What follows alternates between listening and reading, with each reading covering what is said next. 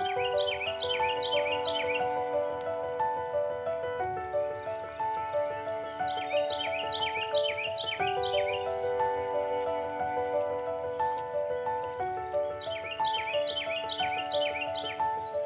you seeing what's really in front of you? Many portrait painters have what I like to call bias blinders, or in our case, facial features bias blinders. For example, portrait artists might really enjoy or be especially good at painting one facial feature, like the left eye.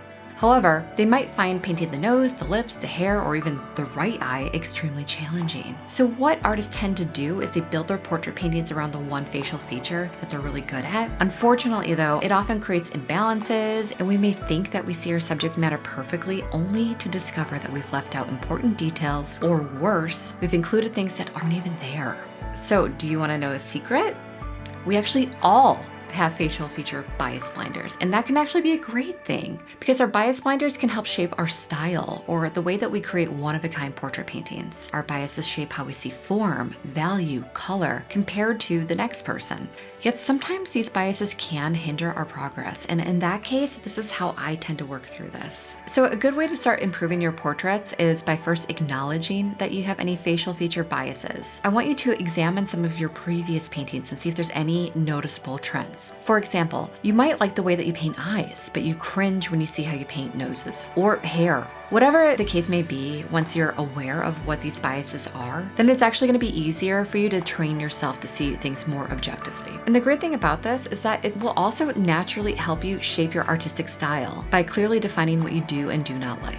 So how do you train yourself to see things more objectively? Just like we will exercise and train our bodies when we want to get in shape, artists really do need to implement exercises in order to help train their brain. And this is going to help their hand-eye synchronicity. I created an artist exercise I like to call the 4 Bs: breaking the bias, blinder, blueprint. And what this is going to do is actually help us see our biases just a little bit more clearly.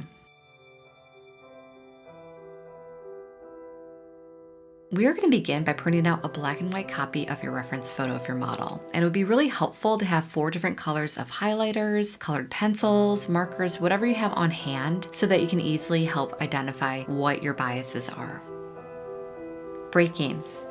We will begin by breaking our usual perspective. Let's rotate our reference photo so we're going to be looking at our model upside down. Now, close your eyes for 10 full seconds, and when you open your eyes, I want you to use your lightest highlighter to mark the first facial feature that catches your eye. It might be a detail too, just something that really catches your eye. Now close your eyes for 10 more seconds and do it again. So I want you to do this exercise for a total of 3 times and then stop there. Bias. Next, let's focus on our facial feature biases, upside down though. How does your favorite facial feature look in this new perspective? Are you noticing anything new? So let me give you an example for clarification's sake. Let's pretend that you normally are biased towards painting eyes, like I am. In this new perspective, take notice of any subtlety of the eyes that you are blinded to when you are looking at the reference photo right side up. I think this is really important because even though we may favor looking at or painting the eyes, we may still miss many small details that help make the eye look more realistic, like the reflections of the eyelashes in the eyes, or the whites of the eyes not actually being white, or that our lower lids actually jut out a little bit. What I want you to do now is choose another colored highlighter, and you're going to use this to find the parts of your biased facial feature that you were unaware of seeing when you were looking at it right side up. Blinder.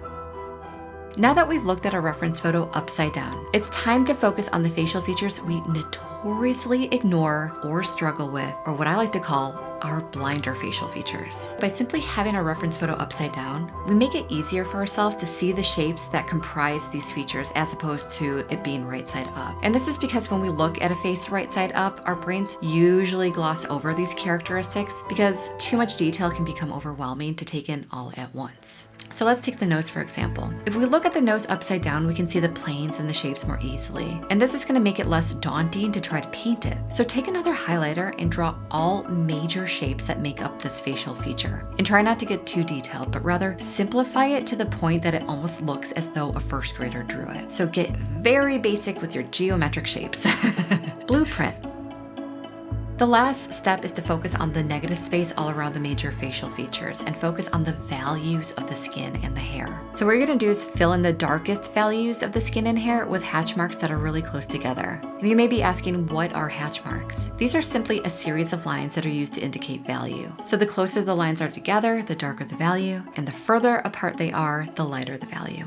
And then you're gonna outline any highlight areas, and then we're gonna fill in the mid-tone layers with hatch marks that are spread out just a little bit further. Now I want you to turn the reference photo right side up again. While your thoughts are still fresh, write down any ideas and notes that correlate to the 4 Bs: breaking, bias, blinder, and blueprint. Keep this reference near you when you are painting your portrait. It's gonna help remind you of all your biases and your blinders that you may need to focus on. And it's gonna help you see your subject matter in a new way and hopefully make the painting process a little bit easier. I have included a free PDF copy of this lesson with instructions, photo examples, and a worksheet for you to follow along in the link in the description box below. I will see you in the next step. Thank you for joining me in the Facial Features Bias Blinders. Take care.